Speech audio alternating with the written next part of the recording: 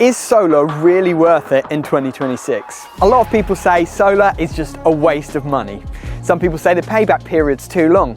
Other people say that the equipment's just always getting better and it becomes outdated so quickly. So in today's video, we're going to tackle these questions head on by speaking to two of our customers who've had installations done with us about a year ago to see whether the system has really been worth it for them or not. We're going to dive into the real numbers to see how much they've saved so that you can make a good decision. Wow! So it's only March and you're already energy independent. The weakest part of the whole system is the Tesla wall connector. If you're new here, my name's Jordan, and through my company Artisan Electrics, we've helped hundreds of people take control of their energy production by installing a solar and battery system. Jordan, good morning. So this is David. Thanks for having us here, David. When did you get the solar PV system installed with us? So working with you last year, I think we got it finally commissioned end of April, and then I had a subsequent extra battery module fitted the month afterwards when I could start to see it working. But so approaching a year. Okay, fantastic. And what made you decide to get solar in the first place?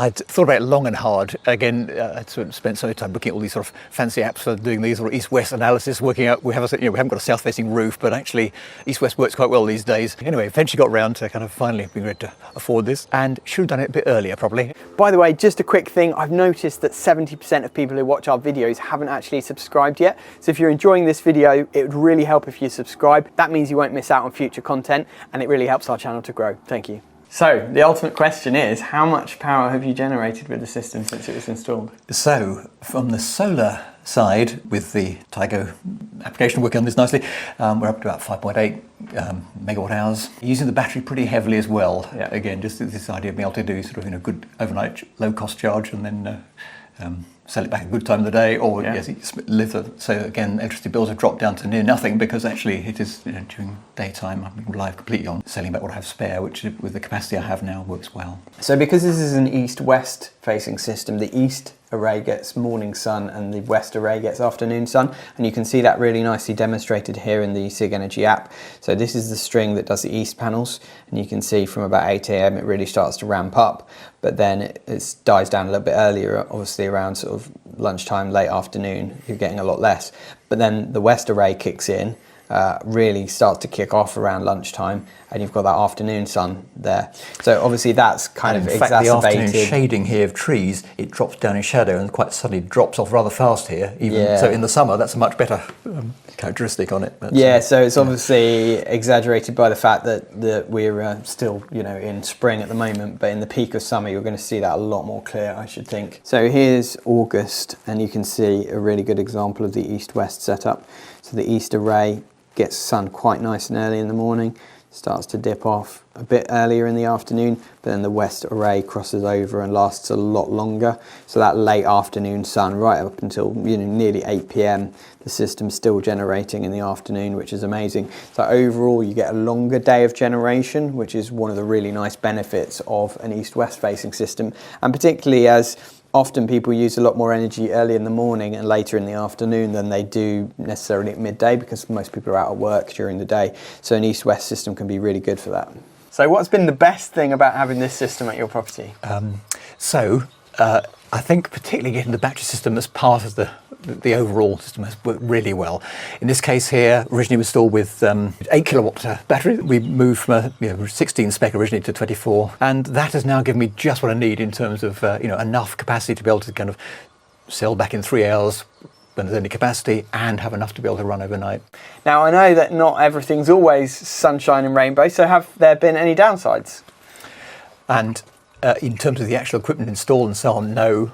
I think on the original spec we proposed, we were trying to go for a 7.5 kilowatt export. The limitations meant that 5 kilowatt export was the maximum, partly given the number of solar installs around here, which I understand. But that just means that then I hadn't realised quite before that the 5 kilowatt limit on charging and discharging becomes almost the bottleneck for everything else. Yeah, I mean, the reality is most people don't want to charge their car from their home battery anyway, because it's like dumping a small battery into a very big battery. Yes. You want to charge it from the grid at cheap rate overnight. Yes. But you're right that the 5 kilowatt inverter potentially limits things if you were to have all guns blazing in the house, and the oven and the hairdryer and the air fryer and all of this stuff on, and you would be pulling more power than 5 kilowatt than it would essentially force you to pull power from the grid. Whatever, yes. Yeah. But again, that's once one understands that's the limitation, actually it's still been it's been a really good spec to work from. So been pleased with that. So we also fitted the �SIG Energy EV charger here for you. I believe you just ordered an electric vehicle around the time of the install, is that right? Yes, in fact just before, and this was again pleased to have. It's a good idea to have one that integrates well with the system. For me, it's been really nice that the app controls well the charging rates and everything else for this. Be able to set it up with timing modes or solar excess modes and so on. Yeah. And how's the journey been of getting an electric vehicle? Have you noticed some significant savings from moving from an ICE vehicle to electric? Again, for small account stuff with my wife, mainly use of that car, it's been ideal. And again, I'm still using diesel for long distance stuff, but that's fine. Again, the two work quite well together. Having everything in one app does make a difference, I think, rather than trying to juggle multiple apps for different devices, so that's great. Yeah. So if we look at the lifetime stats here of the system, we can see that the system's generated 5.87 megawatt hours of electricity, which amounts to 37% of the energy usage. Essentially, in winter, you're charging the car up from the cheap rate overnight using Octopus Go.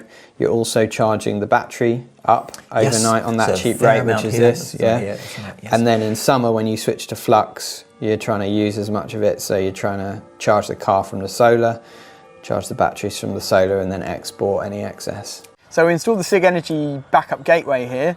Have you had use of it? Have you had any power cuts yet? It's actually been a really good year, and I've hardly, not a proper power cut as such.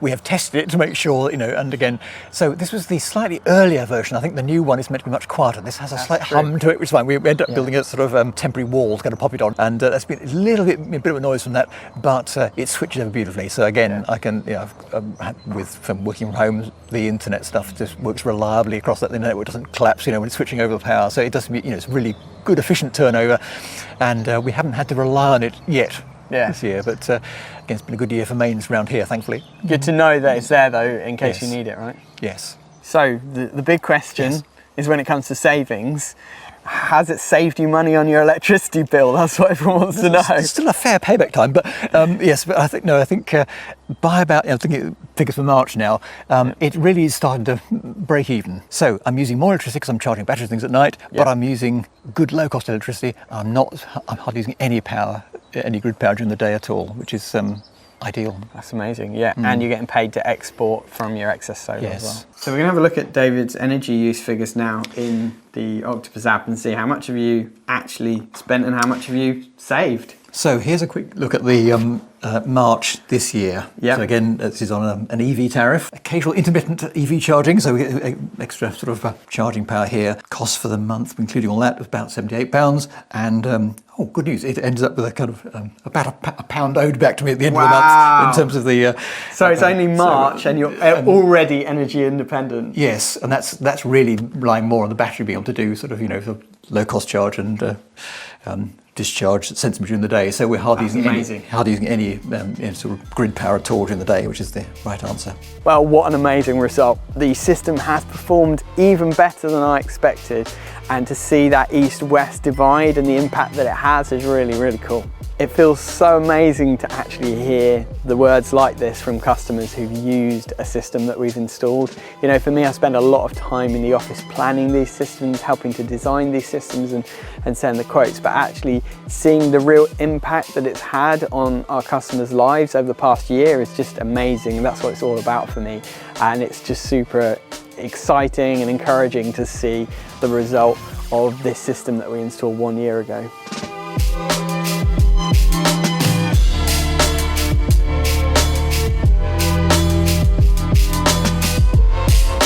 So now let's head down to Portsmouth to speak to another of our customers.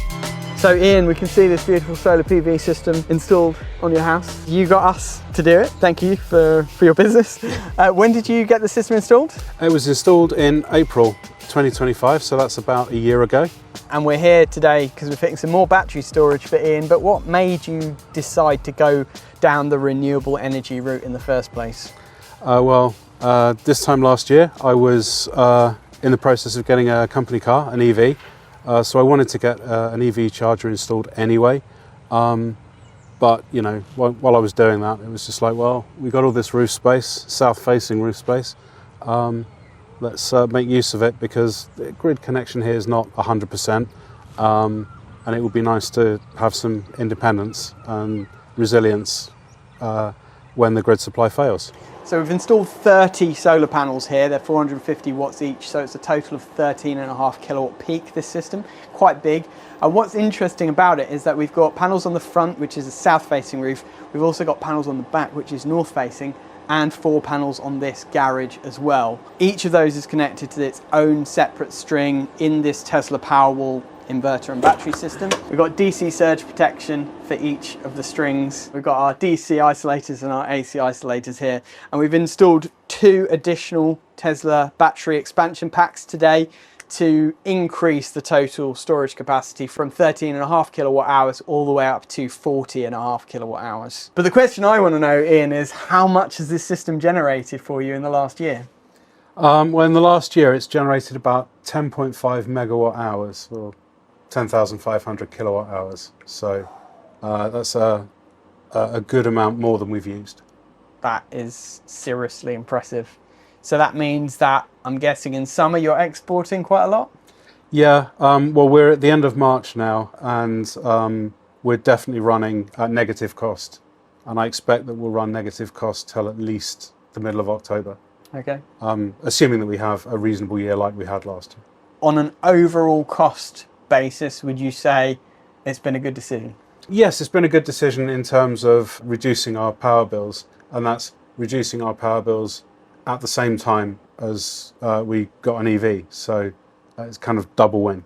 Yeah, so you can essentially run the car for very little and run your house for zero, essentially. Yes, in fact I expect that the cost of running the car and the house will be less than zero over the summer months. Wow, that's amazing.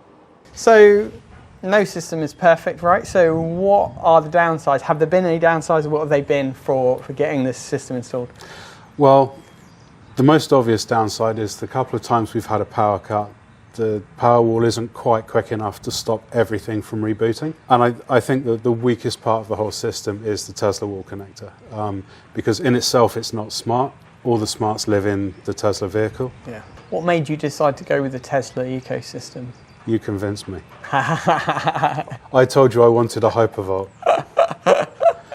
Yeah.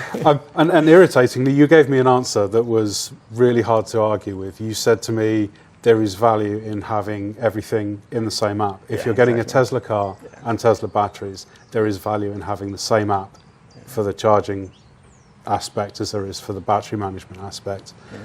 And I couldn't think of a good argument for that. So we went with the Tesla wall connector.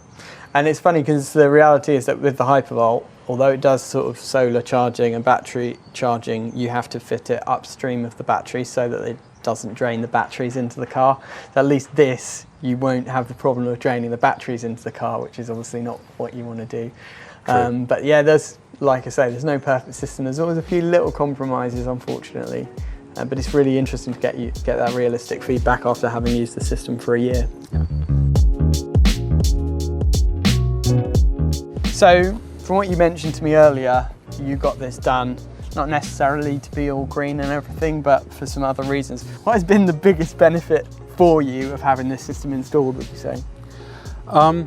Well, just the resilience against power cuts is a big deal. Obviously, money saving as well, not having to buy all of our energy in from the grid. So can we have a little look at your Tesla app and see how much the system is generating now? So it's generating 4.2, yeah. 5 coming out of the battery. 5. Oh, it's actually charging the Powerwall, so it's because the little green arrow's gone up. Yeah. So we're pulling about 1.1 from the grid at the moment. What's the peak generation that you've seen out of the system at any one time? Sort of around the middle to end of June last year, we were peaking around 12 kilowatts. Wow. And that's pure solar coming off the roof. I mean, it doesn't sustain that. It's very difficult to sustain that because half the panels are pointing one way and half pointing the other way. Yeah. So you only even get close to that when the sun is directly overhead. Yeah. But still, I think that's quite impressive. Yeah, and out of an 11.05 kilowatt inverter as well, that's like that over a little bit of sort of oversizing that we've done with 13.5 kilowatt peak of panels. Yeah. Means that you can actually take some of it into the battery and 11.5 out into the house, which is quite cool. So this is the Tesla Gateway, which does all of the backup. Yep. And I know from when we spoke originally, that was one of the key features for you, was the backup power. So Yes. the question is, have you had any power cuts, and has it really worked for you? Yes, we have. In October, we had a 24-hour power cut, which was obviously a pretty major event. We ended up losing power for about 45 minutes of that overnight before the sun came up the next day. The system performed really well. It just wasn't quite enough capacity at the time to get us through. I decided to get 2 expansion packs because at the back of my mind is the thought about at some point in the future replacing the gas boiler with a heat pump.